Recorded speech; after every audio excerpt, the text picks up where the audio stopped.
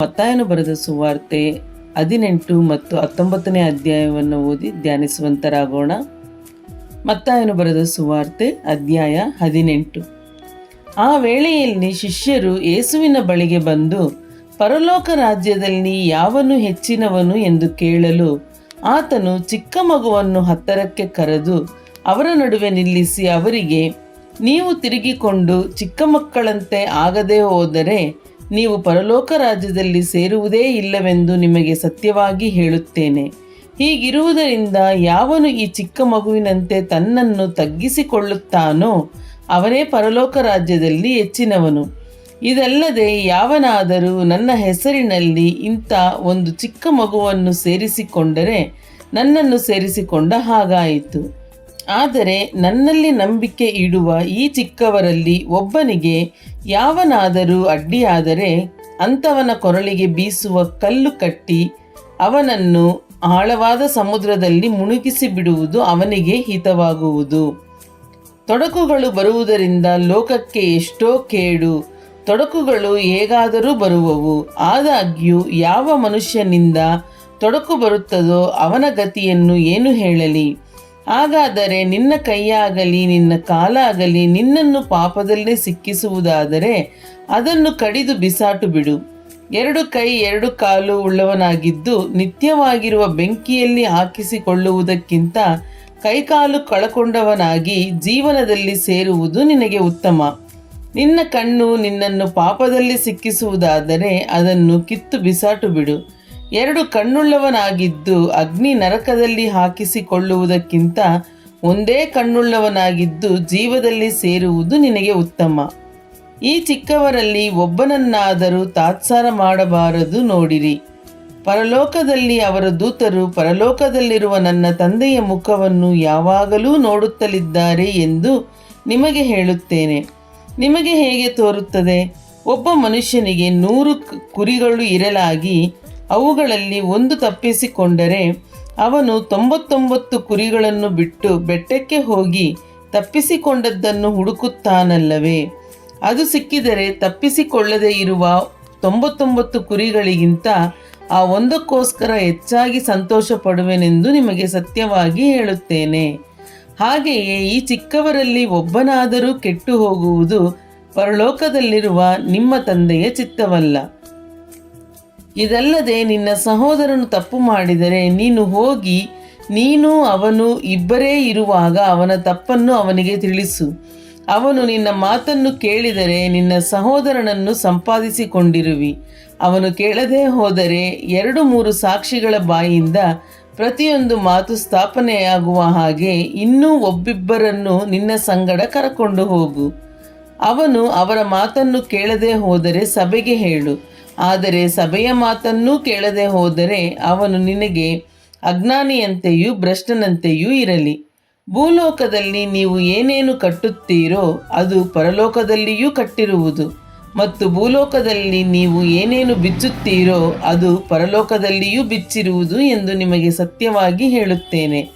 ಇದಲ್ಲದೆ ನಿಮ್ಮಲ್ಲಿ ಇಬ್ಬರು ತಾವು ಬೇಡಿಕೊಳ್ಳತಕ್ಕ ಯಾವುದಾದರೂ ಒಂದು ಕಾರ್ಯದ ವಿಷಯವಾಗಿ ಭೂಲೋಕದಲ್ಲಿ ಒಂದೇ ಮನಸ್ಸುಳ್ಳವರಾಗಿದ್ದರೆ ಅದು ಪರಲೋಕದಲ್ಲಿರುವ ನನ್ನ ತಂದೆಯಿಂದ ಅವರಿಗೆ ಆಗುವುದೆಂದು ನಿಮಗೆ ಹೇಳುತ್ತೇನೆ. ಯಾಕಂದರೆ 2-3 ನನ್ನ ಹೆಸರಿನಲ್ಲಿ ಎಲ್ಲಿ ಕೂಡಿ ಬಂದಿರುತ್ತಾರೋ ಅಲ್ಲಿ ಅವರ ನಡುವೆ ನಾನು ಇದ್ದೇನೆ ಅಂದನು. ಆಗ ಪೇತ್ರನು ಆತನ ಬಳಿಗೆ ಬಂದು, ಸ್ವಾಮಿ, ನನ್ನ ಸಹೋದರನು ನನಗೆ ತಪ್ಪು ಮಾಡುತ್ತಾ ಬಂದರೆ ನಾನು ಎಷ್ಟು ಸಾರಿ ಅವನಿಗೆ ಕ್ಷಮಿಸಬೇಕು? 7 ಸಾರಿಯೋ ಎಂದು ಕೇಳಲು ಯೇಸು ಅವನಿಗೆ, 7 ಸಾರಿ ಎಂದಲ್ಲ 770 ಸಾರಿ ಎಂದು ನಿನಗೆ ಹೇಳುತ್ತೇನೆ. ಆದುದರಿಂದ ಪರಲೋಕ ರಾಜ್ಯವು ತನ್ನ ಸೇವಕರಿಂದ ಲೆಕ್ಕವನ್ನು ತೆಗೆದುಕೊಳ್ಳಬೇಕೆಂದಿದ್ದ ಒಬ್ಬ ಅರಸನಿಗೆ ಹೋಲಿಕೆಯಾಗಿದೆ. ಅವನು ಲೆಕ್ಕ ತೆಗೆದುಕೊಳ್ಳುವುದಕ್ಕೆ ಪ್ರಾರಂಭ ಮಾಡಿದಾಗ ಕೋಟ್ಯಂತರ ಸಾಲ ಮಾಡಿದವನೊಬ್ಬನನ್ನು ಅವನ ಬಳಿಗೆ ಹಿಡತಂದರು. ಆ ಸಾಲ ತೀರಿಸುವುದಕ್ಕೆ ಅವನಲ್ಲಿ ಏನೂ ಇಲ್ಲದದ್ದರಿಂದ ಅವನ ಒಡೆಯನು ಅವನನ್ನು, ಅವನ ಹೆಂಡತಿ ಮಕ್ಕಳನ್ನು, ಅವನ ಬದುಕೆಲ್ಲವನ್ನೂ ಮಾರಿ ಅದನ್ನು ತೀರಿಸಬೇಕೆಂದು ಅಪ್ಪಣೆ ಮಾಡಿದನು. ಆ ಸೇವಕನು ಅವನ ಕಾಲಿಗೆ ಬಿದ್ದು ಅವನಿಗೆ, ಒಡೆಯನೇ, ಸ್ವಲ್ಪ ತಾಳಿಕೋ, ನಿನ್ನದೆಲ್ಲ ನಾನು ಕೊಟ್ಟು ತೀರಿಸುತ್ತೇನೆಂದು ನಮಸ್ಕರಿಸಲಾಗಿ ಆ ಸೇವಕನ ಒಡೆಯನು ಕನಿಕರಪಟ್ಟು ಅವನನ್ನು ಬಿಡಿಸಿ ಆ ಸಾಲವನ್ನೆಲ್ಲ ಬಿಟ್ಟನು. ತರುವಾಯ ಆ ಸೇವಕನು ಹೊರಕ್ಕೆ ಬಂದು ತನಗೆ 100 ಹಣ ಕೊಡಬೇಕಾದ ಒಬ್ಬ ಜೊತೆ ಸೇವಕನನ್ನು ಕಂಡು ಅವನನ್ನು ಹಿಡಿದು, ಎಲ್ಲ ನನ್ನ ಸಾಲ ತೀರಿಸು ಎಂದು ಹೇಳಿ ಕುತ್ತಿಗೆ ಹಿಸುಕಿದನು.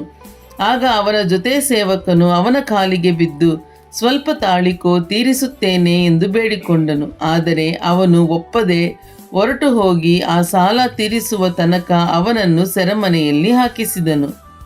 ಅವನ ಜೊತೆ ಸೇವಕರು ನಡೆದ ಸಂಗತಿಯನ್ನು ನೋಡಿ ಬಹಳವಾಗಿ ದುಃಖಪಟ್ಟು ಒಡೆಯನ ಬಳಿಗೆ ಬಂದು ನಡೆದದನ್ನೆಲ್ಲ ತಿಳಿಸಿದರು.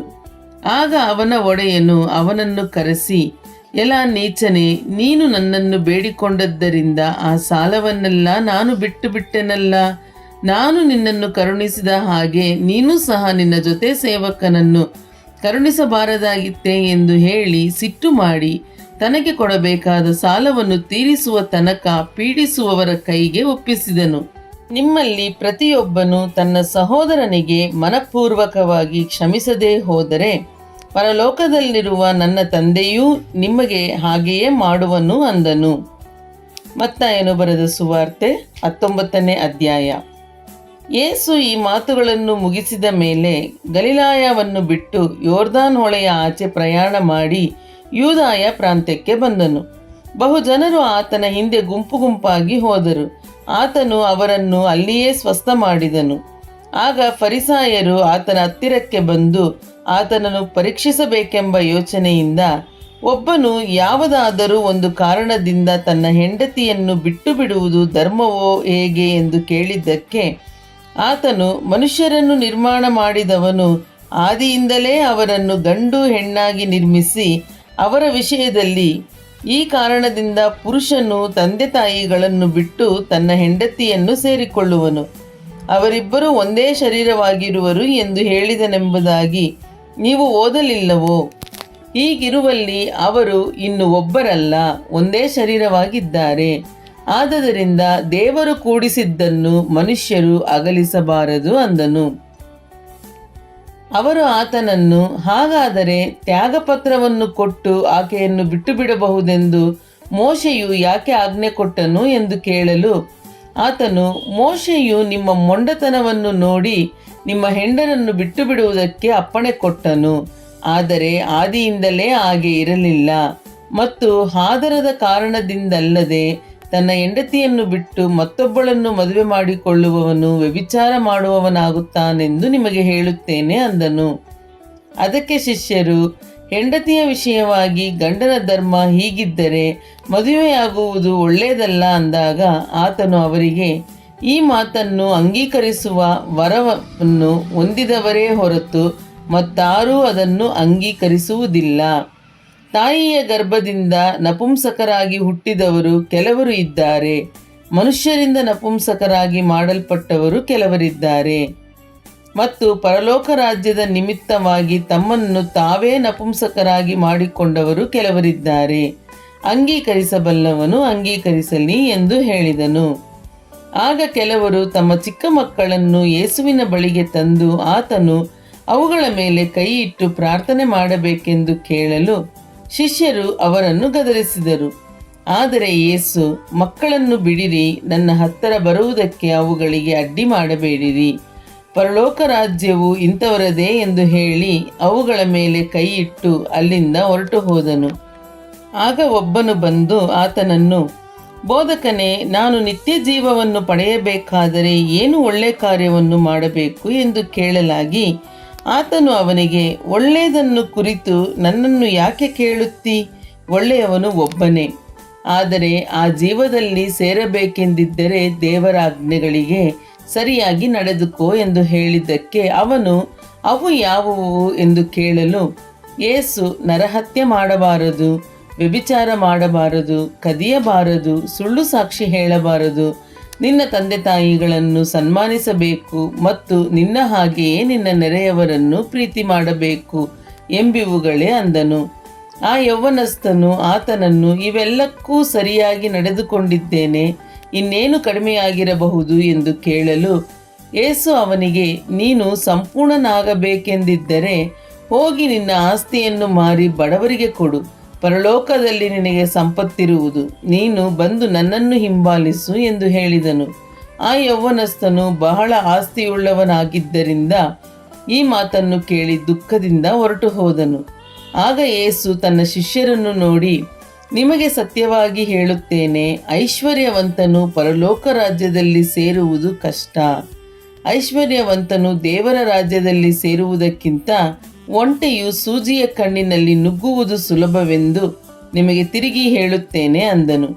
ಶಿಷ್ಯರು ಇದನ್ನು ಕೇಳಿ ಅತ್ಯಾಶ್ಚರ್ಯಪಟ್ಟು, ಹೀಗಿದ್ದರೆ ಯಾರಿಗೆ ರಕ್ಷಣೆಯಾದೀತು ಎಂದು ಕೇಳಲು ಯೇಸು ಅವರನ್ನು ದೃಷ್ಟಿಸಿ ನೋಡಿ, ಇದು ಮನುಷ್ಯರಿಗೆ ಅಸಾಧ್ಯ, ಆದರೆ ದೇವರಿಗೆ ಎಲ್ಲವೂ ಸಾಧ್ಯವೇ ಅಂದನು. ಆಗ ಪೇತ್ರನು ಆತನನ್ನು, ಈಗೋ ನಾವು ಎಲ್ಲ ಬಿಟ್ಟು ನಿನ್ನನ್ನು ಹಿಂಬಾಲಿಸಿದೆವು, ನಮಗೆ ಏನು ದೊರಕುವುದು ಎಂದು ಕೇಳಲು ಯೇಸು ಅವರಿಗೆ, ನಿಮಗೆ ಸತ್ಯವಾಗಿ ಹೇಳುತ್ತೇನೆ, ಹೊಸ ಸೃಷ್ಟಿಯಲ್ಲಿ ಮನುಷ್ಯಕುಮಾರನು ತನ್ನ ಮಹಿಮೆಯ ಸಿಂಹಾಸನದ ಮೇಲೆ ಕೂತುಕೊಳ್ಳುವಾಗ ನನ್ನನ್ನು ಹಿಂಬಾಲಿಸಿರುವ ನೀವು ಸಹ 12 ಸಿಂಹಾಸನಗಳ ಮೇಲೆ ಕೂತುಕೊಂಡು ಇಸ್ರಾಯೇಲಿನ 12 ಕುಲಗಳಿಗೆ ನ್ಯಾಯ ತೀರಿಸುವಿರಿ. ಮತ್ತು ನನ್ನ ಹೆಸರಿನ ನಿಮಿತ್ತ ಮನೆಗಳನ್ನಾಗಲಿ, ಅಣ್ಣ ತಮ್ಮಂದಿರನ್ನಾಗಲಿ, ಅಕ್ಕ ತಂಗಿಯರನ್ನಾಗಲಿ, ತಂದೆಯನ್ನಾಗಲಿ, ತಾಯಿಯನ್ನಾಗಲಿ, ಮಕ್ಕಳನ್ನಾಗಲಿ, ಭೂಮಿಯನ್ನಾಗಲಿ ಬಿಟ್ಟಿರುವವರೆಲ್ಲರಿಗೆ ಅನೇಕ ಪಾಲು ಹೆಚ್ಚಾಗಿ ಸಿಕ್ಕುವುದು ಮತ್ತು ಅವರು ನಿತ್ಯ ಜೀವಕ್ಕೆ ಬಾಧ್ಯರಾಗುವರು. ಆದರೆ ಬಹುಮಂದಿ ಮೊದಲಿನವರು ಕಡೆಯವರಾಗುವರು, ಕಡೆಯವರು ಮೊದಲಿನವರಾಗುವರು. ಮತ್ತಾಯನು ಬರೆದ ಸುವಾರ್ತೆ ಅಧ್ಯಾಯ 20. ಪರಲೋಕ ರಾಜ್ಯವು ಒಬ್ಬ ಮನೆಯ ಯಜಮಾನನಿಗೆ ಹೋಲಿಕೆಯಾಗಿದೆ. ಅವನು ತನ್ನ ದ್ರಾಕ್ಷೆ ತೋಟಕ್ಕೆ ಕೂಲಿ ಆಳುಗಳನ್ನು ಕರೆಯುವುದಕ್ಕೆ ಬೆಳಿಗ್ಗೆ ಹೊರಟನು. ಆಳಿಗೆ ದಿನಕ್ಕೆ 1 ಪಾವಲಿಯಂತೆ ಕೂಲಿ ಗೊತ್ತು ಮಾಡಿ ಅವರನ್ನು ದ್ರಾಕ್ಷೆ ತೋಟಕ್ಕೆ ಕಳುಹಿಸಿದನು.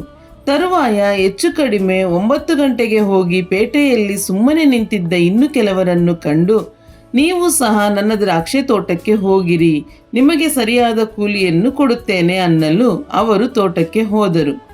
ಅವನು ತಿರುಗಿ ಹೆಚ್ಚು ಕಡಿಮೆ 12 ಗಂಟೆಗೆ ಮತ್ತು 3 ಗಂಟೆಗೆ ಹೋಗಿ ಅದೇ ಪ್ರಕಾರ ಮಾಡಿದನು.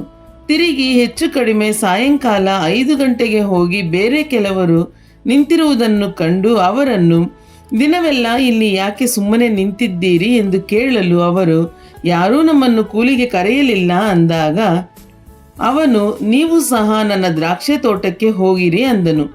ಸಂಜೆ ಹೊತ್ತಿಗೆ ದ್ರಾಕ್ಷೆ ತೋಟದ ಯಜಮಾನನು ತನ್ನ ಪಾರುಪತ್ಯಗಾರನಿಗೆ ಆ ಆಳುಗಳನ್ನು ಕರೆದು ಕಡೆಗೆ ಬಂದವರನ್ನು ಮೊದಲು ಮಾಡಿಕೊಂಡು ಮೊದಲು ಬಂದವರ ತನಕ ಅವರಿಗೆ ಕೂಲಿ ಕೊಡು ಎಂದು ಹೇಳಿದನು. ಆಗ ಸಾಯಂಕಾಲ 5 ಗಂಟೆಗೆ ಬಂದವರಿಗೆ 1 ಪಾವಲಿ ಸಿಕ್ಕಿತು. ತರುವಾಯ ಮೊದಲಿನವರು ಬಂದು ತಮಗೆ ಹೆಚ್ಚು ದೊರೆಯುವುದೆಂದು ನೆನೆಸಿದರು. ಆದರೆ ಇವರಿಗೆ ಸಹ 1 ಪಾವಲಿಯೇ ಸಿಕ್ಕಿತು.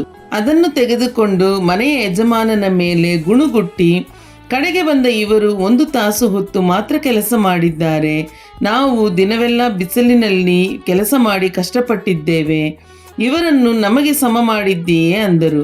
ಅದಕ್ಕೆ ಅವನು ಅವರಲ್ಲಿ ಒಬ್ಬನಿಗೆ, ಏನಪ್ಪ, ನಾನು ನಿನಗೆ ಅನ್ಯಾಯ ಮಾಡಲಿಲ್ಲ, ನೀನು ನನ್ನ ಸಂಗಡ 1 ಪಾವಲಿಗೆ ಒಡಂಬಟ್ಟಿಯಲ್ಲ, ನಿನ್ನ ಕೂಲಿ ತಕ್ಕೊಂಡು ಹೋಗು, ನಿನಗೆ ಕೊಟ್ಟಂತೆ ಕಡೆಗೆ ಬಂದ ಇವನಿಗೂ ಕೊಡುವುದಕ್ಕೆ ನನಗೆ ಮನಸ್ಸುಂಟು. ನನ್ನ ಬದುಕನ್ನು ನಾನು ಬೇಕಾದ ಹಾಗೆ ಮಾಡಬಹುದಲ್ಲವೋ? ನಾನು ಒಳ್ಳೆಯನಾಗಿರುವುದು ನಿನ್ನ ಕಣ್ಣನ್ನು ಒತ್ತುತ್ತದೋ ಎಂದು ಕೇಳಿದನು.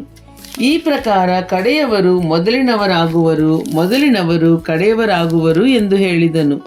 ಯೇಸು ಯೆರೂಸಲೇಮಿಗೆ ಹೋಗುತ್ತಿರುವಾಗ 12 ಮಂದಿ ಶಿಷ್ಯರನ್ನು ಒತ್ತಟ್ಟಿಗೆ ಕರೆದುಕೊಂಡು ದಾರಿಯಲ್ಲಿ ಅವರಿಗೆ, ನೋಡಿರಿ, ನಾವು ಯೆರೂಸಲೇಮಿಗೆ ಹೋಗುತ್ತಾ ಇದ್ದೇವೆ ಮತ್ತು ಮನುಷ್ಯಕುಮಾರನನ್ನು ಮಹಾಯಾಜಕರ ಮತ್ತು ಶಾಸ್ತ್ರಿಗಳ ಕೈಗೆ ಹಿಡುಕೊಡುವರು. ಅವರು ಅವನಿಗೆ ಮರಣದಂಡನೆಯನ್ನು ವಿಧಿಸಿ ಅವನನ್ನು ಅಪಹಾಸ್ಯ ಮಾಡುವುದಕ್ಕೂ, ಕೊರಡೆಗಳಿಂದ ಹೊಡೆಯುವುದಕ್ಕೂ, ಶಿಲುಬೆಗೆ ಹಾಕುವುದಕ್ಕೂ ಅನ್ಯರ ಕೈಗೆ ಒಪ್ಪಿಸುವರು. ಅವನು ಸತ್ತ 3ನೆಯ ದಿನದಲ್ಲಿ ಜೀವಿತವಾಗಿ ಎಬ್ಬಿಸಲ್ಪಡುವನು ಎಂದು ಹೇಳಿದನು. ಆಗ ಜೆಬೆದಾಯನ ಮಕ್ಕಳ ತಾಯಿ ಆತನಿಂದ ಏನೋ ಒಂದು ಬೇಡಿಕೊಳ್ಳಬೇಕೆಂದು ತನ್ನ ಮಕ್ಕಳನ್ನು ಕರಕೊಂಡು ಬಂದು ಆತನಿಗೆ ಅಡ್ಡಬಿದ್ದಳು.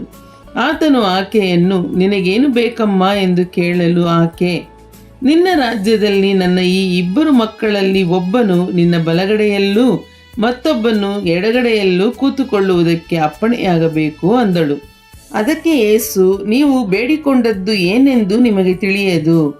ನಾನು ಕುಡಿಯಬೇಕಾಗಿರುವ ಪಾತ್ರೆಯಲ್ಲಿ ನೀವು ಕುಡಿಯುವುದು ನಿಮ್ಮಿಂದಾದೀತೆ ಎಂದು ಕೇಳಲು ಅವರು ಆಗುವುದು ಅಂದರು.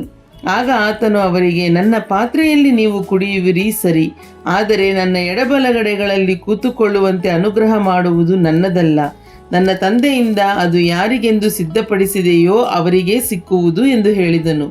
ಉಳಿದ 10 ಮಂದಿ ಶಿಷ್ಯರು ಇದನ್ನು ಕೇಳಿ ಆ 2 ಅಣ್ಣ ತಮ್ಮಂದಿರ ಮೇಲೆ ಸಿಟ್ಟುಗೊಂಡರು.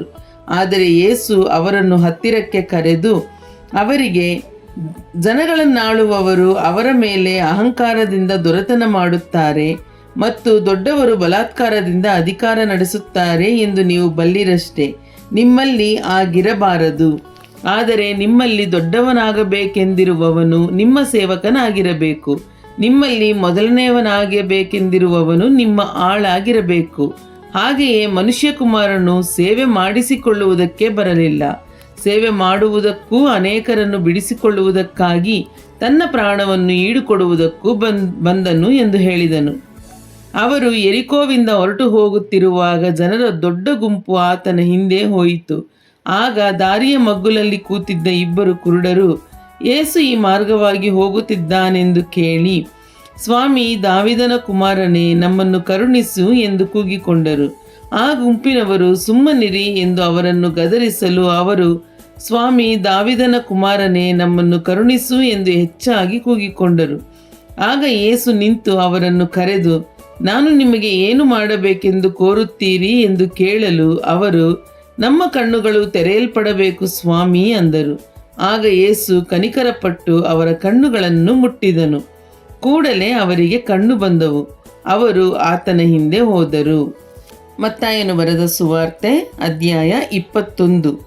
ಅವರು ಯೆರೂಸಲೇಮಿಗೆ ಸಮೀಪಿಸಿ ಎಣ್ಣೆಯ ಮರಗಳ ಗುಡ್ಡದ ಬಳಿಯಲ್ಲಿರುವ ಬೇತ್ಫಗೆಗೆ ಬಂದಾಗ ಯೇಸು 2 ಶಿಷ್ಯರನ್ನು ಕರೆದು, ನಿಮ್ಮೆದುರಿಗಿರುವ ಹಳ್ಳಿಗೆ ಹೋಗಿರಿ. ಹೋದ ಕೂಡಲೇ ಅಲ್ಲಿ ಕಟ್ಟಿರುವ ಕತ್ತೆಯನ್ನೂ ಅದರ ಕೂಡ ಇರುವ ಮರಿಯನ್ನೂ ಕಾಣುವಿರಿ. ಅವುಗಳನ್ನು ಬಿಚ್ಚಿ ನನ್ನ ಹತ್ತಿರಕ್ಕೆ ಕರಕೊಂಡು ಬನ್ನಿರಿ. ಯಾವನಾದರೂ ನಿಮಗೆ ಏನಾದರೂ ಕೇಳಿದರೆ, ಇವು ಸ್ವಾಮಿಯವರಿಗೆ ಬೇಕಾಗಿವೆ ಅನ್ನಿರಿ. ಕೂಡಲೇ ಅವುಗಳನ್ನು ಬಿಟ್ಟುಕೊಡುವನು ಎಂದು ಹೇಳಿ ಕಳುಹಿಸಿದನು. ಒಬ್ಬ ಪ್ರವಾದಿಯ ಮುಖಾಂತರ ಹೇಳಿದ ಮಾತು ನೆರವೇರುವಂತೆ ಇದು ಆಯಿತು. ಆ ಮಾತು ಏನೆಂದರೆ, ಚಿಯೋನ್ ನಗರಿಗೆ, ನೋಡು, ನಿನ್ನ ಅರಸನು ನಿನ್ನ ಬಳಿಗೆ ಬರುತ್ತಾನೆ.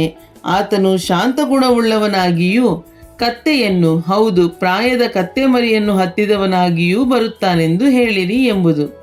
ಆಗ ಶಿಷ್ಯರು ಹೋಗಿ ಯೇಸು ತಮಗೆ ಅಪ್ಪಣೆ ಕೊಟ್ಟಂತೆಯೇ ಕತ್ತೆಯನ್ನು ಮರಿಯನ್ನು ತಂದು ಅವುಗಳ ಮೇಲೆ ತಮ್ಮ ಬಟ್ಟೆಗಳನ್ನು ಹಾಕಲು ಆತನು ಹತ್ತಿ ಕೂತುಕೊಂಡನು. ಆಗ ಜನರ ಗುಂಪಿನಲ್ಲಿ ಬಹಳ ಮಂದಿ ತಮ್ಮ ಬಟ್ಟೆಗಳನ್ನು ದಾರಿಯಲ್ಲಿ ಹಾಸಿದರು. ಬೇರೆ ಕೆಲವರು ಮರಗಳಿಂದ ಚಿಗುರುಗಳನ್ನು ಕೊಯ್ದು ದಾರಿಯಲ್ಲಿ ಹರಡುತ್ತಿದ್ದರು. ಆತನ ಹಿಂದೆಯೂ ಮುಂದೆಯೂ ಗುಂಪಾಗಿ ಹೋಗುತ್ತಿದ್ದ ಜನರು, ದಾವೀದನ ಕುಮಾರನಿಗೆ ಜಯ, ಕರ್ತನ ಹೆಸರಿನಲ್ಲಿ ಬರುವವನಿಗೆ ಆಶೀರ್ವಾದ, ಮೇಲಣ ಲೋಕಗಳಲ್ಲಿ ಜಯ ಎಂದು ಆರ್ಭಟಿಸಿದರು. ಆತನು ಯೆರೂಸಲೇಮನ್ನು ಸೇರಲು ಪಟ್ಟಣವೆಲ್ಲ ಗದ್ದಲವಾಗಿ, ಈತನು ಯಾರು ಅಂದರು. ಅದಕ್ಕೆ ಆ ಜನರ ಗುಂಪಿನವರು, ಈತನು ಆ ಪ್ರವಾದಿ, ಗಲಿಲಾಯದ ನಜರೇತಿನ ಯೇಸು ಅಂದರು.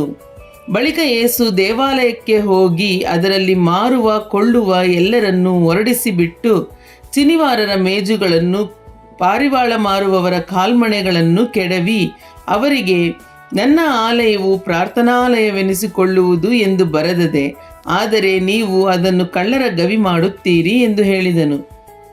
ಆಗ ಕುರುಡರು, ಕುಂಟರು ದೇವಾಲಯದಲ್ಲಿ ಆತನ ಬಳಿಗೆ ಬರಲು ಅವರನ್ನು ಸ್ವಸ್ಥ ಮಾಡಿದನು. ಆದರೆ ಮಹಾಯಾಜಕರು, ಶಾಸ್ತ್ರಿಗಳು ಆತನು ಮಾಡಿದ ಆಶ್ಚರ್ಯಕರವಾದ ಕಾರ್ಯಗಳನ್ನು, ದಾವೀದನ ಕುಮಾರನಿಗೆ ಜಯ ಜಯವೆಂದು ದೇವಾಲಯದಲ್ಲಿ ಕೂಗುತ್ತಿರುವ ಹುಡುಗರನ್ನು ನೋಡಿ ಸಿಟ್ಟುಗೊಂಡು ಆತನಿಗೆ, ಇವರು ಹೇಳುವುದನ್ನು ಕೇಳುತ್ತೀಯಾ ಎಂದು ಹೇಳಲು ಯೇಸು, ಹೌದು, ಕೇಳುತ್ತೇನೆ.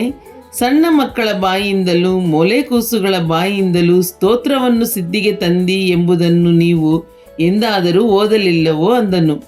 ಬಳಿಕ ಅವರನ್ನು ಬಿಟ್ಟು ಪಟ್ಟಣದಿಂದ ಹೊರಟು ಬೇತಾನ್ಯಕ್ಕೆ ಬಂದು ಅಲ್ಲಿ ರಾತ್ರಿ ಇಳುಕೊಂಡನು. ಬೆಳಗ್ಗೆ ಆತನು ಪಟ್ಟಣಕ್ಕೆ ತಿರುಗಿ ಹೋಗುತ್ತಿರುವಾಗ ಹಸಿದನು.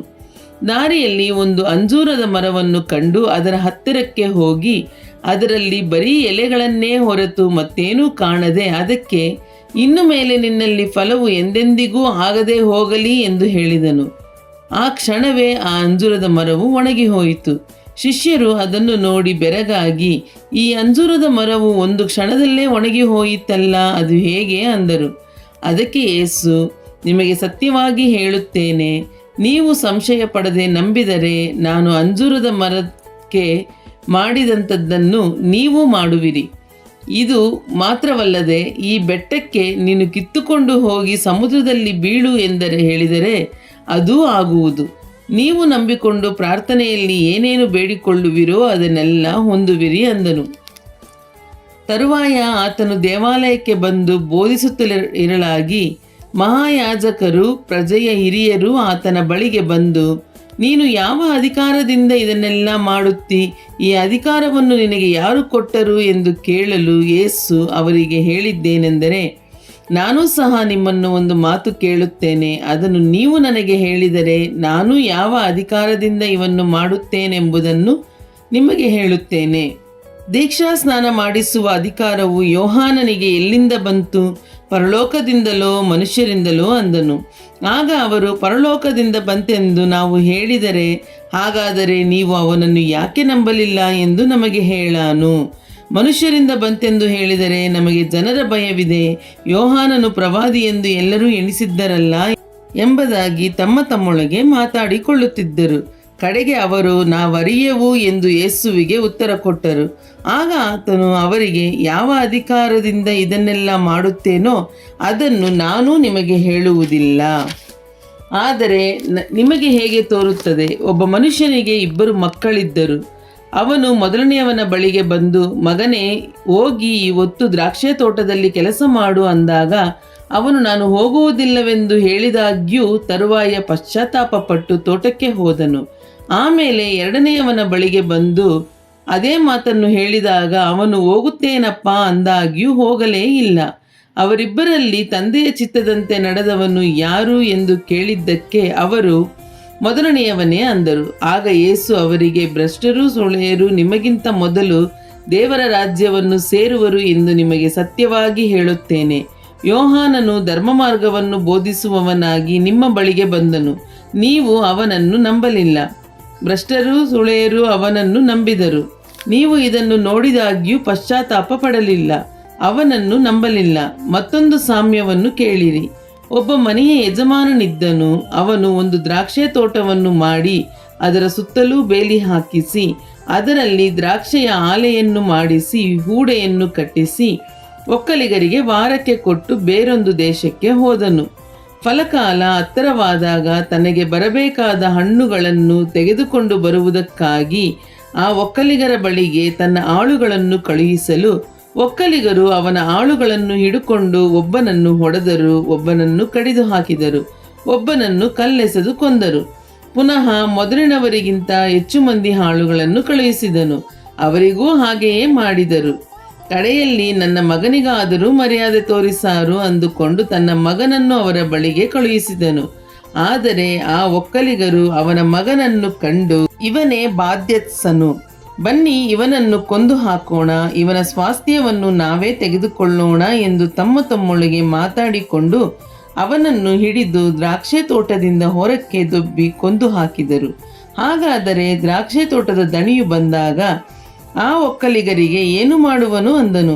ಅವರು ಆತನಿಗೆ, ಆ ಕೆಡುಕರನ್ನು ಕ್ರೂರವಾಗಿ ಸಂಹರಿಸಿ ಕಾಲಕಾಲಕ್ಕೆ ಹಣ್ಣುಗಳನ್ನು ತನಗೆ ಸಲ್ಲಿಸುವಂಥ ಬೇರೆ ಒಕ್ಕಲರಿಗೆ ತನ್ನ ತೋಟವನ್ನು ವಾರಕ್ಕೆ ಕೊಡುವನು ಎಂದು ಹೇಳಿದರು. ಯೇಸು ಅವರಿಗೆ, ಮನೆ ಕಟ್ಟುವವರು ಬೇಡವೆಂದು ಬಿಟ್ಟ ಕಲ್ಲೇ ಮುಖ್ಯವಾದ ಮೂಲೆಗಲ್ಲಾಯಿತು. ಇದು ಕರ್ತನಿಂದಲೇ ಆಯಿತು. ನಮಗೆ ಆಶ್ಚರ್ಯವಾಗಿ ತೋರುತ್ತದೆ ಎಂಬುವ ಮಾತನ್ನು ನೀವು ಶಾಸ್ತ್ರದಲ್ಲಿ ಎಂದಾದರೂ ಓದಲಿಲ್ಲವೋ? ಆದದರಿಂದ ದೇವರ ರಾಜ್ಯವು ನಿಮ್ಮಿಂದ ತೆಗೆಯಲ್ಪಟ್ಟು ಅದರ ಫಲಗಳನ್ನು ಕೊಡುವ ಜನಕ್ಕೆ ಕೊಡಲಾಗುವುದು. ಈ ಕಲ್ಲಿನ ಮೇಲೆ ಬೀಳುವವನು ತುಂಡು ತುಂಡಾಗುವನು, ಇದು ಯಾರ ಮೇಲೆ ಬೀಳುತ್ತದೋ ಅವನನ್ನು ಪುಡಿ ಪುಡಿ ಮಾಡುವುದು ಎಂದು ಹೇಳಿದನು. ಮಹಾಯಾಜಕರು ಫರಿಸಾಯರು ಆತನ ಸಾಮ್ಯಗಳನ್ನು ಕೇಳಿ ತಮ್ಮನ್ನೇ ಕುರಿತು ಮಾತಾಡುತ್ತಾನೆಂದು ತಿಳುಕೊಂಡು ಆತನನ್ನು ಹಿಡಿಯುವುದಕ್ಕೆ ಸಂದರ್ಭ ನೋಡುತ್ತಿದ್ದರು. ಆದರೆ ಜನರು ಆತನನ್ನು ಪ್ರವಾದಿ ಎಂದು ಎಣಿಸಿದ್ದರಿಂದ ಅವರಿಗೆ ಭಯಪಟ್ಟರು. ಮತ್ತಾಯನು ಬರೆದ ಸುವಾರ್ತೆ ಅಧ್ಯಾಯ 22. ಯೇಸು ಬೋಧನೆ ಮಾಡುತ್ತಾ ಇನ್ನೂ ಸಾಮ್ಯರೂಪವಾಗಿ ಅವರಿಗೆ ಹೇಳಿದ್ದೇನೆಂದರೆ, ಪರಲೋಕ ರಾಜ್ಯವು ಮಗನಿಗೆ ಮದುವೆ ಮಾಡಿದ ಒಬ್ಬ ಅರಸನಿಗೆ ಹೋಲಿಕೆಯಾಗಿದೆ. ಅವನು ಮದುವೆಗೆ ಏಳಿಸಿಕೊಂಡವರನ್ನು ಕರೆಯುವುದಕ್ಕೆ ತನ್ನ ಆಳುಗಳನ್ನು ಕಳುಹಿಸಲು ಬರುವುದಕ್ಕೆ ಅವರಿಗೆ ಮನಸ್ಸಿರಲಿಲ್ಲ. ತಿರುಗಿ ಬೇರೆ ಆಳುಗಳನ್ನು ಕರೆದು, ನೀವು ಊಟಕ್ಕೆ ಹೇಳಿಸಿಕೊಂಡವರ ಬಳಿಗೆ ಹೋಗಿ, ಇಗೋ ಅಡಿಗೆ ಸಿದ್ಧವಾಗಿದೆ, ನನ್ನ ಹೋರಿಗಳನ್ನು ಕೊಬ್ಬಿದ ಪಶುಗಳನ್ನು ಕೊಯ್ಯಿಸಿದ್ದೇನೆ, ಎಲ್ಲ ಸಿದ್ಧವಾಗಿದೆ, ಮದುವೆಯ ಊಟಕ್ಕೆ ಬನ್ನಿರೆಂಬುದಾಗಿ ಅವರಿಗೆ ಹೇಳಿರೆಂದು ಅಪ್ಪಣೆ ಕೊಟ್ಟು ಕಳುಹಿಸಿದನು. ಆದರೆ ಅವರು ಅಲಕ್ಷ್ಯ ಮಾಡಿ ಒಬ್ಬನು ತನ್ನ ಹೊಲಕ್ಕೆ, ಒಬ್ಬನು ತನ್ನ ವ್ಯಾಪಾರಕ್ಕೆ ಹೋಗಿಬಿಟ್ಟರು.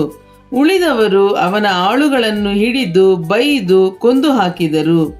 ಅರಸನು ಸಿಟ್ಟುಗೊಂಡು ತನ್ನ ದಂಡುಗಳನ್ನು ಕಳುಹಿಸಿ ಆ ಕೊಲೆಗಾರರನ್ನು ನಾಶ ಮಾಡಿ ಅವರ ಪಟ್ಟಣವನ್ನು ಸುಟ್ಟುಬಿಟ್ಟನು. ಆಗ ತನ್ನ ಆಳುಗಳಿಗೆ, ಮದುವೆಗೆ ಸಿದ್ಧವಾಗಿದೆ ಸರಿ, ಆದರೆ ಕರೆಯಲ್ಪಟ್ಟವರು ಯೋಗ್ಯರಾಗಿರಲಿಲ್ಲ.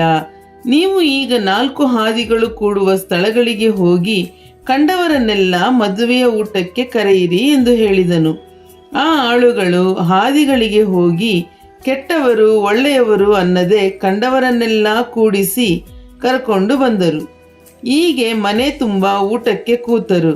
ಆಮೇಲೆ ಅರಸನು ಕೂತವರನ್ನು ನೋಡುವುದಕ್ಕೆ ಒಳಕ್ಕೆ ಬರಲಾಗಿ ಮದುವೆ ಬಟ್ಟೆಯನ್ನು ಹಾಕಿಕೊಳ್ಳದ ಒಬ್ಬನನ್ನು ಕಂಡು ಅವನನ್ನು, ಏನಪ್ಪ, ಮದುವೆಯ ಬಟ್ಟೆ ಇಲ್ಲದೆ ನೀನಿಲ್ಲಿ ಹೇಗೆ ಒಳಕ್ಕೆ ಬಂದಿ ಎಂದು ಕೇಳಲು ಅವನು ಸುಮ್ಮನಿದ್ದನು.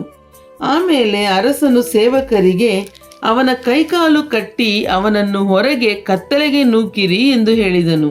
ಅಲ್ಲಿ ಗೋಳಾಟವು, ಕಟಕಟನೆ, ಹಲ್ಲು ಕಡಿಯೋಣವೂ ಇರುವವು. ಹೀಗೆ ಕರೆಯಲ್ಪಟ್ಟವರು ಬಹುಜನ, ಆಯಲ್ಪಟ್ಟವರು ಸ್ವಲ್ಪ ಜನ ಅಂದನು. ಹಾಗೆ ಫರಿಸಾಯರು ಹೊರಟು ಆತನನ್ನು ಮಾತಿನಲ್ಲಿ ಹೇಗೆ ಸಿಕ್ಕಿಸುವ ಎಂದು ಕೂಡಿ ಆಲೋಚಿಸಿಕೊಂಡು ಆತನ ಬಳಿಗೆ ತಮ್ಮ ಶಿಷ್ಯರನ್ನು ಹೆರೋದಿಯರ ಕೂಡ ಕಳುಹಿಸಿದರು. ಇವರು ಬಂದು, ಗುರುವೇ, ನೀನು ಸತ್ಯವಂತನು, ದೇವ ಮಾರ್ಗವನ್ನು ಸತ್ಯವಾಗಿ ಬೋಧಿಸುವವನು, ಯಾರಿಗೂ ಹೆದರದವನು, ನೀನು ಜನರ ಮುಖದಿಚ್ಛೆಗೆ ಮಾತಾಡುವವನಲ್ಲ ಎಂದು ಬಲ್ಲೆವು. ಹೀಗಿರಲಾಗಿ ಕೈಸರನಿಗೆ ತೆರಿಗೆ ಕೊಡುವುದು ಸರಿಯೋ ಸರಿಯಲ್ಲವೋ, ನಿನಗೆ ಹೇಗೆ ತೋರುತ್ತದೆ ಎಂದು ನಮಗೆ ಹೇಳು ಅಂದರು. ಯೇಸು ಅವರ ಕೆಡುಕನ್ನು ಅರಿತುಕೊಂಡವನಾಗಿ, ಕಪಟಿಗಳೇ, ನನ್ನನ್ನು ಯಾಕೆ ಪರೀಕ್ಷೆ ಮಾಡುತ್ತೀರಿ? ತೆರಿಗೆಗೆ ಕೊಡುವ ನಾಣ್ಯವನ್ನು ನನಗೆ ತೋರಿಸಿರಿ ಅನ್ನಲು ಅವರು ಆತನಿಗೆ 1 ಹಣವನ್ನು ತಂದು ಕೊಟ್ಟರು. ಆತನು, ಈ ತಲೆಯೂ ಈ ಮುದ್ರೆಯೂ ಯಾರದು ಎಂದು ಕೇಳಿದ್ದಕ್ಕೆ ಅವರು, ಕೈಸರನದು ಅಂದರು. ಆಗ ಆತನು ಅವರಿಗೆ, ಹಾಗಾದರೆ ಕೈಸರನದನ್ನು ಕೈಸರನಿಗೆ ಕೊಡಿರಿ, ದೇವರದನ್ನು ದೇವರಿಗೆ ಕೊಡಿರಿ ಎಂದು ಹೇಳಿದನು. ಅವರು ಈ ಮಾತನ್ನು ಕೇಳಿ ಆಶ್ಚರ್ಯಪಟ್ಟು ಆತನನ್ನು ಬಿಟ್ಟು ಹೋದರು. ಅದೇ ದಿನದಲ್ಲಿ ಸದ್ದುಕಾಯರು ಆತನ ಬಳಿಗೆ ಬಂದರು. ಇವರು ಪುನರುತ್ಥಾನವಿಲ್ಲ ಅನ್ನುವವರು. ಇವರು ಆತನಿಗೆ ಪ್ರಶ್ನೆ ಮಾಡಿದ್ದೇನೆಂದರೆ, ಬೋಧಕನೇ, ಒಬ್ಬನು ಮಕ್ಕಳಿಲ್ಲದೆ ಸತ್ತರೆ ಅವನ ಹೆಂಡತಿಯನ್ನು ಅವನ ತಮ್ಮನು ಮದುವೆ ಮಾಡಿಕೊಂಡು ತನ್ನ ಅಣ್ಣನಿಗೆ ಸಂತಾನವನ್ನು ಪಡೆಯಬೇಕೆಂದು ಮೋಶೆಯು ಹೇಳಿದನಷ್ಟೇ. ಆದರೆ ನಮ್ಮಲ್ಲಿ 7 ಮಂದಿ ಅಣ್ಣ ತಮ್ಮಂದಿರಿದ್ದರು. ಮೊದಲನೆಯವನು ಮದುವೆಯಾಗಿ ತೀರಿ ಹೋದನು. ಅವನಿಗೆ ಸಂತಾನವಿಲ್ಲದ ಕಾರಣ ಹೆಂಡತಿಯನ್ನು ತನ್ನ ತಮ್ಮನಿಗೆ ಬಿಟ್ಟನು. ಅದರಂತೆ 2ನೆಯವನು, 3ನೆಯವನು ಮುಂತಾದವರು 7ನೆಯವನವರೆಗೂ ಮಾಡಿದರು. ಅವರೆಲ್ಲರೂ ಸತ್ತ ಮೇಲೆ ಆ ಹೆಂಗಸು ಸತ್ತಳು. ಹಾಗಾದರೆ ಪುನರುತ್ಥಾನದಲ್ಲಿ ಆಕೆ ಆ 7 ಮಂದಿಯಲ್ಲಿ ಯಾರ ಹೆಂಡತಿಯಾಗಿರುವಳು? ಆಕೆಯನ್ನು ಅವರೆಲ್ಲರೂ ಮದುವೆ ಮಾಡಿಕೊಂಡಿದ್ದಾರಲ್ಲ ಅಂದರು. ಅದಕ್ಕೆ ಯೇಸು ಉತ್ತರವಾಗಿ ಅವರಿಗೆ, ನೀವು ಶಾಸ್ತ್ರವನ್ನಾದರೂ ದೇವರ ಶಕ್ತಿಯನ್ನಾದರೂ ತಿಳಿಯದೆ ತಪ್ಪುವವರಾಗಿದ್ದೀರಿ. ಪುನರುತ್ಥಾನವಾದ ಮೇಲೆ ಮದುವೆ ಮಾಡಿಕೊಳ್ಳುವುದೂ ಇಲ್ಲ, ಮಾಡಿಕೊಡುವುದೂ ಇಲ್ಲ. ಪರಲೋಕದಲ್ಲಿರುವ ದೇವದೂತರಂತೆ ಇರುತ್ತಾರೆ. ಸತ್ತವರ ಪುನರುತ್ಥಾನದ ವಿಷಯವಾಗಿ ಹೇಳಬೇಕಾದರೆ, ನಾನು ಅಬ್ರಹಾಮನ ದೇವರು, ಇಸಾಕನ ದೇವರು, ಯಾಕೋಬನ ದೇವರು ಎಂದು ದೇವರು ನಿಮಗೆ ನುಡಿದದ್ದನ್ನು ನೀವು ಓದಲಿಲ್ಲವೇ? ಆತನು ಜೀವಿತರಿಗೆ ದೇವರಾಗಿದ್ದಾನೆ ಹೊರತು ಜೀವವಿಲ್ಲದವರಿಗೆ ಅಲ್ಲ ಎಂದು ಹೇಳಿದನು. ಜನರು ಅದನ್ನು ಕೇಳಿ ಆತನ ಬೋಧನೆಗೆ ಅತ್ಯಾಶ್ಚರ್ಯಪಟ್ಟರು. ಆತನು ಸದ್ದುಕಾಯರ ಬಾಯಿ ಕಟ್ಟಿದನೆಂದು ಫರಿಸಾಯರು ಕೇಳಿ ಅಲ್ಲಿಗೆ ಕೂಡಿ ಬಂದರು. ಅವರಲ್ಲಿದ್ದ ಒಬ್ಬ ಧರ್ಮೋಪದೇಶಕನು ಆತನನ್ನು ಪರೀಕ್ಷೆ ಮಾಡಬೇಕೆಂದು, ಗುರುವೇ, ಧರ್ಮಶಾಸ್ತ್ರದಲ್ಲಿ ಯಾವ ಆಜ್ಞೆ ಮುಖ್ಯವಾದದ್ದು ಎಂದು ಆತನನ್ನು ಕೇಳಿದ್ದಕ್ಕೆ ಆತನು, ನಿನ್ನ ದೇವರಾಗಿರುವ ಕರ್ತನನ್ನು ನಿನ್ನ ಪೂರ್ಣ ಹೃದಯದಿಂದಲೂ ನಿನ್ನ ಪೂರ್ಣ ಪ್ರಾಣದಿಂದಲೂ ನಿನ್ನ ಪೂರ್ಣ ಬುದ್ಧಿಯಿಂದಲೂ ಪ್ರೀತಿಸಬೇಕು ಎಂಬ ಆಜ್ಞೆಯೇ ಮುಖ್ಯವಾದದ್ದು ಮತ್ತು ಮೊದಲನೆಯದು. ಇದಕ್ಕೆ ಸಮನಾದ ಎರಡನೆಯ ಆಜ್ಞೆ ಒಂದು ಉಂಟು. ಅದು ಯಾವುದೆಂದರೆ, ನಿನ್ನ ನೆರೆಯವನನ್ನು ನಿನ್ನಂತೆಯೇ ಪ್ರೀತಿಸಬೇಕು ಎಂಬುದೇ. ಈ ಎರಡು ಆಜ್ಞೆಗಳು ಎಲ್ಲ ಧರ್ಮಶಾಸ್ತ್ರಕ್ಕೂ ಪ್ರವಾದನಾ ಗ್ರಂಥಕ್ಕೂ ಆಧಾರವಾಗಿವೆ ಎಂದು ಹೇಳಿದನು. ಫರಿಸಾಯರು ಕೂಡಿ ಬಂದಿರುವಾಗ ಯೇಸು ಅವರಿಗೆ, ಬರಬೇಕಾದ ಕ್ರಿಸ್ತನ ವಿಷಯವಾಗಿ ನಿಮಗೆ ಹೇಗೆ ತೋರುತ್ತದೆ? ಆತನು ಯಾರ ಮಗನು ಎಂದು ಪ್ರಶ್ನೆ ಹಾಕಿದ್ದಕ್ಕೆ ಅವರು ಆತನಿಗೆ, ದಾವೀದನ ಮಗನು ಎಂದು ಹೇಳಲು ಆತನು, ಹಾಗಾದರೆ ನಾನು ನಿನ್ನ ವಿರೋಧಿಗಳನ್ನು ನಿನ್ನ ಪಾದಗಳ ಕೆಳಗೆ ಹಾಕುವ ತನಕ ನನ್ನ ಬಲಗಡೆಯಲ್ಲಿ ಕೂತುಕೊಂಡಿರು ಎಂದು ಕರ್ತನು ನನ್ನ ಒಡೆಯನಿಗೆ ನುಡಿದನು ಎಂಬ ಮಾತಿನಲ್ಲಿ ದಾವೀದನು ಪವಿತ್ರಾತ್ಮ ಪ್ರೇರಿತನಾಗಿ ಆತನನ್ನು ಒಡೆಯನು ಅನ್ನುವುದು ಹೇಗೆ? ದಾವೀದನು ಆತನನ್ನು ಒಡೆಯನೆಂದು ಹೇಳಿದ ಮೇಲೆ ಆತನು ಅವನಿಗೆ ಮಗನಾಗುವುದು ಹೇಗೆ ಅಂದನು. ಅದಕ್ಕೆ ಉತ್ತರವಾಗಿ ಯಾರೂ ಒಂದು ಮಾತಾದರೂ ಆತನಿಗೆ ಹೇಳಲಾರದೆ ಹೋದರು. ಇದಲ್ಲದೆ ಅಂದಿನಿಂದ ಆತನನ್ನು ಇನ್ನೇನಾದರೂ ಕೇಳುವುದಕ್ಕೆ ಯಾರಿಗೂ ಧೈರ್ಯ ಹುಟ್ಟಲಿಲ್ಲ. ಮತ್ತಾಯನು ಬರೆದ ಸುವಾರ್ತೆ ಅಧ್ಯಾಯ 23. ತರುವಾಯ ಯೇಸು ಜನರ ಗುಂಪಿಗೂ ತನ್ನ ಶಿಷ್ಯರಿಗೂ ಹೇಳಿದ್ದೇನೆಂದರೆ, ಶಾಸ್ತ್ರಿಗಳು ಫರಿಸಾಯರು ಮೋಶೆಯ ಪೀಠದಲ್ಲಿ ಕೂತುಕೊಂಡಿದ್ದಾರೆ. ಆದದರಿಂದ ಅವರು ನಿಮಗೆ ಏನೇನು ಹೇಳುತ್ತಾರೋ ಅದನ್ನೆಲ್ಲ ಮಾಡಿರಿ, ಕಾಪಾಡಿಕೊಳ್ಳಿರಿ. ಆದರೆ ಅವರ ನಡತೆಯ ಪ್ರಕಾರ ನಡೆಯಬೇಡಿರಿ. ಅವರು ಹೇಳುತ್ತಾರೆ ಹೊರತು ನಡೆಯುವುದಿಲ್ಲ. ಅವರು ಭಾರವಾದ ಹೊರೆಗಳನ್ನು ಕಟ್ಟಿ ಜನರ ಹೆಗಲಿನ ಮೇಲೆ ಹೊರಿಸುತ್ತಾರೆ. ತಾವಾದರೋ ಬೆರಳಿನಿಂದಲಾದರೂ ಅವುಗಳನ್ನು ಮುಟ್ಟಲೊಲ್ಲರು. ಅವರು ತಮ್ಮ ಕೆಲಸಗಳನ್ನೆಲ್ಲ ಜನರಿಗೆ ಕಾಣಬೇಕೆಂದು ಮಾಡುತ್ತಾರೆ. ತಾವು ಕಟ್ಟಿಕೊಳ್ಳುವ ಜ್ಞಾಪಕ ಪಟ್ಟಿಗಳನ್ನು ಅಗಲ ಮಾಡುತ್ತಾರೆ, ಗೊಂಡೆಗಳನ್ನು ಉದ್ದ ಮಾಡುತ್ತಾರೆ. ಇದಲ್ಲದೆ ಔತಣ ಪ್ರಸ್ಥಗಳಲ್ಲಿ ಪ್ರಥಮ ಸ್ಥಾನ, ಸಭಾಮಂದಿರಗಳಲ್ಲಿ ಮುಖ್ಯಪೀಠಗಳು, ಅಂಗಡಿ ಬೀದಿಗಳಲ್ಲಿ ನಮಸ್ಕಾರಗಳು, ಜನರಿಂದ ಬೋಧಕರನ್ನೆನ್ನಿಸಿಕೊಳ್ಳುವುದು, ಇವುಗಳೇ ಅವರಿಗೆ ಇಷ್ಟ. ಆದರೆ ನೀವು ಬೋಧಕರನ್ನೆನ್ನಿಸಿಕೊಳ್ಳಬೇಡಿರಿ, ಒಬ್ಬನೇ ನಿಮ್ಮ ಬೋಧಕನು. ನೀವೆಲ್ಲರೂ ಸಹೋದರರು. ಇದಲ್ಲದೆ ಭೂಲೋಕದಲ್ಲಿ ಯಾರನ್ನೂ ನಮ್ಮ ತಂದೆ ಎಂದು ಕರೆಯಬೇಡಿರಿ. ಪರಲೋಕದಲ್ಲಿರುವ ಆತನೊಬ್ಬನೇ ನಿಮಗೆ ತಂದೆ ಮತ್ತು ಗುರುಗಳು ಅನ್ನಿಸಿಕೊಳ್ಳಬೇಡಿರಿ. ಕ್ರಿಸ್ತನೊಬ್ಬನೇ ನಿಮಗೆ ಗುರು. ನಿಮ್ಮಲ್ಲಿ ಹೆಚ್ಚಿನವನು ನಿಮ್ಮ ಸೇವಕನಾಗಿರಬೇಕು. ತನ್ನನ್ನು ಹೆಚ್ಚಿಸಿಕೊಳ್ಳುವವನು ತಗ್ಗಿಸಲ್ಪಡುವನು, ತನ್ನನ್ನು ತಗ್ಗಿಸಿಕೊಳ್ಳುವವನು ಹೆಚ್ಚಿಸಲ್ಪಡುವನು. ಅಯ್ಯೋ ಕಪಟಿಗಳಾದ ಶಾಸ್ತ್ರಿಗಳೇ, ಫರಿಸಾಯರೇ, ಪರಲೋಕ ರಾಜ್ಯದ ಬಾಗಲನ್ನು ಮನುಷ್ಯರ ಎದುರಿಗೆ ಮುಚ್ಚಿಬಿಡುತ್ತೀರಿ. ನೀವಂತೂ ಒಳಕ್ಕೆ ಹೋಗುವುದಿಲ್ಲ, ಒಳಕ್ಕೆ ಹೋಗಬೇಕೆಂದಿರುವವರನ್ನೂ ಹೋಗಗೊಡಿಸುವುದಿಲ್ಲ.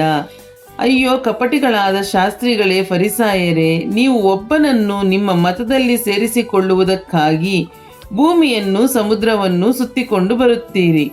ಅವನು ಸೇರಿದ ಮೇಲೆ ಅವನನ್ನು ನಿಮಗಿಂತ ಎರಡರಷ್ಟರಾಗಿ ನರಕ ಪಾತ್ರನಾಗ ಮಾಡುತ್ತೀರಿ. ಅಯ್ಯೋ ದಾರಿ ತೋರಿಸುವ ಕುರುಡರೇ, ಒಬ್ಬನು ದೇವಾಲಯದ ಮೇಲೆ ಆಣೆ ಇಟ್ಟುಕೊಂಡರೆ ಅದೇನೂ ಆಣೆಯಲ್ಲ. ಆದರೆ ಒಬ್ಬನು ದೇವಾಲಯದ ಚಿನ್ನದ ಮೇಲೆ ಆಣೆ ಇಟ್ಟುಕೊಂಡರೆ ಅದನ್ನು ನಡೆಸಲೇಬೇಕು ಎಂದು ನೀವು ಹೇಳುತ್ತೀರಿ. ಹುಚ್ಚರೇ, ಕುರುಡರೇ, ಯಾವುದು ಹೆಚ್ಚಿನದು? ಚಿನ್ನವೋ, ಚಿನ್ನವನ್ನು ಪಾವನ ಮಾಡುವ ದೇವಾಲಯವೋ? ಒಬ್ಬನು ಯಜ್ಞವೇದಿಯ ಮೇಲೆ ಆಣೆ ಇಟ್ಟುಕೊಂಡರೆ ಅದೇನೂ ಆಣೆಯಲ್ಲ. ಆದರೆ ಅದರಲ್ಲಿರುವ ಕಾಣಿಕೆಯ ಮೇಲೆ ಆಣೆ ಇಟ್ಟುಕೊಂಡರೆ ಅದನ್ನು ನಡೆಸಲೇಬೇಕು ಎಂದು ಹೇಳುತ್ತೀರಿ. ಕುರುಡರೇ, ಯಾವುದು ಹೆಚ್ಚಿನದು? ಕಾಣಿಕೆಯೋ, ಆ ಕಾಣಿಕೆಯನ್ನು ಪಾವನ ಮಾಡುವ ಯಜ್ಞವೇದಿಯೋ? ಹೀಗಿರುವುದರಿಂದ ಯಜ್ಞವೇದಿಯ ಮೇಲೆ ಆಣೆ ಇಟ್ಟುಕೊಂಡರೆ ಅದರ ಮೇಲೆಯೂ ಅದರಲ್ಲಿರುವ ಎಲ್ಲದರ ಮೇಲೆಯೂ ಆಣೆ ಇಟ್ಟುಕೊಂಡ ಹಾಗಾಯಿತು. ದೇವಾಲಯದ ಮೇಲೆ ಆಣೆ ಇಟ್ಟುಕೊಂಡರೆ ಅದರ ಮೇಲೆಯೂ ಅದರಲ್ಲಿ ವಾಸ ಮಾಡುವಾತನ ಮೇಲೆಯೂ ಆಣೆ ಇಟ್ಟುಕೊಂಡ ಹಾಗಾಯಿತು. ಪರಲೋಕದ ಮೇಲೆ ಆಣೆ ಇಟ್ಟುಕೊಂಡರೆ ದೇವರ ಸಿಂಹಾಸನದ ಮೇಲೆಯೂ ಅದರಲ್ಲಿ ಕೂತಿರುವಾತನ ಮೇಲೆಯೂ ಆಣೆ ಇಟ್ಟುಕೊಂಡ ಹಾಗಾಯಿತು. ಅಯ್ಯೋ ಕಪಟಿಗಳಾದ ಶಾಸ್ತ್ರಿಗಳೇ, ಫರಿಸಾಯರೇ, ನೀವು ಮರುಗ, ಸೋಪು, ಜೀರಿಗೆಗಳಲ್ಲಿ 10 ಪಾಲು ಕೊಡುತ್ತೀರಿ ಸರಿ, ಆದರೆ ಧರ್ಮಶಾಸ್ತ್ರದಲ್ಲಿ ಗೌರವವಾದದ್ದನ್ನು, ಅಂದರೆ ನ್ಯಾಯವನ್ನು, ಕರುಣೆಯನ್ನು, ನಂಬಿಕೆಯನ್ನು ಬಿಟ್ಟುಬಿಟ್ಟಿರಿ. ಇವುಗಳನ್ನು ಮಾಡಬೇಕಿತ್ತು, ಅವುಗಳನ್ನೂ ಬಿಡಬಾರದು. ದಾರಿ ತೋರಿಸುವ ಕುರುಡರೇ, ನೀವು ಸೊಳ್ಳೆ ಸೋಸುವವರು, ಒಂಟೆ ನುಂಗುವವರು. ಅಯ್ಯೋ ಕಪಟಿಗಳಾದ ಶಾಸ್ತ್ರಿಗಳೇ, ಫರಿಸಾಯರೇ, ನೀವು ಪಂಚಪಾತ್ರೆ, ಬಟ್ಟಲು ಇವುಗಳ ಹೊರಭಾಗವನ್ನು ಶುಚಿ ಮಾಡುತ್ತೀರಿ, ಆದರೆ ಅವು ಒಳಗೆ ಸುಲುಕೊಂಡವುಗಳಿಂದಲೂ ಇಹಭೋಗ ಪದಾರ್ಥಗಳಿಂದಲೂ ತುಂಬಿರುತ್ತವೆ. ಕುರುಡನಾದ ಫರಿಸಾಯನೇ, ಮೊದಲು ಪಂಚಪಾತ್ರೆ ಬಟ್ಟಲುಗಳ ಒಳಭಾಗವನ್ನು ಶುಚಿ ಮಾಡು, ಆಗ ಅವುಗಳ ಹೊರಭಾಗವು ಶುಚಿಯಾಗುವುದು. ಅಯ್ಯೋ ಕಪಟಿಯಾದ ಶಾಸ್ತ್ರಿಗಳೇ, ಫರಿಸಾಯರೇ, ನೀವು ಸುಣ್ಣ ಹಚ್ಚಿದ ಸಮಾಧಿಗಳಿಗೆ ಹೋಲಿಕೆಯಾಗಿದ್ದೀರಿ. ಇವು ಹೊರಗೆ ಚಂದವಾಗಿ ಕಾಣುತ್ತವೆ, ಒಳಗೆ ನೋಡಿದರೆ ಸತ್ತವರ ಎಲುಬುಗಳಿಂದಲೂ ಎಲ್ಲ ಹೊಲಸಿನಿಂದಲೂ ತುಂಬಿರುತ್ತವೆ. ಹಾಗೆಯೇ ನೀವು ಸಹ ಹೊರಗೆ ಜನರಿಗೆ ಸತ್ಪುರುಷರಂತೆ ಕಾಣಿಸಿಕೊಳ್ಳುತ್ತೀರಿ ಸರಿ, ಆದರೆ ಒಳಗೆ ಕಪಟದಿಂದಲೂ ಅನ್ಯಾಯದಿಂದಲೂ ತುಂಬಿದವರಾಗಿದ್ದೀರಿ. ಅಯ್ಯೋ ಕಪಟಿಗಳಾದ ಶಾಸ್ತ್ರಿಗಳೇ, ಫರಿಸಾಯರೇ, ನೀವು ಪ್ರವಾದಿಗಳ ಸಮಾಧಿಗಳನ್ನು ಕಟ್ಟಿ ನೀತಿವಂತರ ಗೋರಿಗಳನ್ನು ಅಲಂಕರಿಸಿ, ನಾವು ನಮ್ಮ ಹಿರಿಯರ ಕಾಲದಲ್ಲಿ ಇರುತ್ತಿದ್ದರೆ ಪ್ರವಾದಿಗಳನ್ನು ಕೊಂದ ಪಾಪದಲ್ಲಿ ಪಾಲುಗಾರರಾಗುತ್ತಿರಲಿಲ್ಲ ಅನ್ನುತ್ತೀರಿ. ಹಾಗಾದರೆ ನೀವು ಪ್ರವಾದಿಗಳನ್ನು ಕೊಂದವರ ಮಕ್ಕಳೇ ಹೌದು ಎಂಬುದಕ್ಕೆ ನಿಮಗೆ ನೀವೇ ಸಾಕ್ಷಿಗಳಾಗಿದ್ದೀರಿ. ಒಳ್ಳೆಯದು, ನೀವು ನಿಮ್ಮ ಹಿರಿಯರ ಪಾಪದ ಅಳತೆಯನ್ನು ಪೂರ್ತಿ ಮಾಡಿರಿ. ಹಾವುಗಳೇ, ಸರ್ಪಜಾತಿಯವರೇ, ನರಕ ದಂಡನೆಗೆ ಹೇಗೆ ತಪ್ಪಿಸಿಕೊಂಡಿರಿ? ಆದದರಿಂದ ನೋಡಿರಿ, ನಾನು ನಿಮ್ಮ ಬಳಿಗೆ ಪ್ರವಾದಿಗಳನ್ನೂ ಜ್ಞಾನಿಗಳನ್ನೂ ಶಾಸ್ತ್ರಿಗಳನ್ನೂ ಕಳುಹಿಸುತ್ತೇನೆ. ಅವರಲ್ಲಿ ಕೆಲವರನ್ನು ಕೊಲ್ಲುವಿರಿ, ಶಿಲುಬೆಗೆ ಹಾಕುವಿರಿ, ಕೆಲವರನ್ನು ನಿಮ್ಮ ಸಭಾಮಂದಿರಗಳಲ್ಲಿ ಕೊರಡೆಗಳಿಂದ ಹೊಡೆದು ಊರಿಂದ ಊರಿಗೆ ಹಟ್ಟಿಕೊಂಡು ಹೋಗುವಿರಿ. ಹೀಗೆ ನೀತಿವಂತನಾದ ಹೇಬೇಲನ ರಕ್ತವು ಮೊದಲುಗೊಂಡು ನೀವು ದೇವಾಲಯಕ್ಕೂ ಯಜ್ಞವೇದಿಗೂ ನಡುವೆ ಕೊಂದು ಹಾಕಿದ ಬರಕೀಯನ ಮಗನಾದ ಜಕರೀಯನ ರಕ್ತದವರೆಗೂ ಭೂಮಿಯ ಮೇಲೆ ಸುರಿಸಲ್ಪಟ್ಟ ಎಲ್ಲ ನೀತಿವಂತರ ರಕ್ತದಿಂದುಂಟಾಗುವ ಅಪರಾಧವು ನಿಮ್ಮ ತಲೆಯ ಮೇಲೆ ಬರುವುದು. ಅದೆಲ್ಲ ಈ ಸಂತತಿಯವರ ಮೇಲೆ ಬರುವುದೆಂದು ನಿಮಗೆ ಸತ್ಯವಾಗಿ ಹೇಳುತ್ತೇನೆ. ಯೆರೂಸಲೇಮೇ, ಯೆರೂಸಲೇಮೇ, ಪ್ರವಾದಿಗಳ ಪ್ರಾಣ ತೆಗೆಯುವವಳೇ, ದೇವರು ನಿನ್ನ ಬಳಿಗೆ ಕಳುಹಿಸಿಕೊಟ್ಟವರನ್ನು ಕಲ್ಲೆಸೆದು ಕೊಲ್ಲುವವಳೇ, ಕೋಳಿ ತನ್ನ ಮರಿಗಳನ್ನು ರೆಕ್ಕೆಗಳ ಕೆಳಗೆ ಕೂಡಿಸಿಕೊಳ್ಳುವಂತೆ ನಿನ್ನ ಮಕ್ಕಳನ್ನು ಕೂಡಿಸಿಕೊಳ್ಳುವುದಕ್ಕೆ ನನಗೆ ಎಷ್ಟೋ ಸಾರಿ ಮನಸ್ಸಿತ್ತು, ಆದರೆ ನಿಮಗೆ ಮನಸ್ಸಿಲ್ಲದೆ ಹೋಯಿತು. ನೋಡಿರಿ, ನಿಮ್ಮ ಆಲಯವು ನಿಮಗೆ ಬರಿದಾಗಿ ಬಿಟ್ಟದೆ. ಈಗಿನಿಂದ ಕರ್ತನ ಹೆಸರಿನಲ್ಲಿ ಬರುವವನಿಗೆ ಆಶೀರ್ವಾದ ಎಂದು ನೀವು ಹೇಳುವ ತನಕ ನೀವು ನನ್ನನ್ನು ನೋಡುವುದೇ ಇಲ್ಲವೆಂದು ನಿಮಗೆ ಹೇಳುತ್ತೇನೆ ಅಂದನು.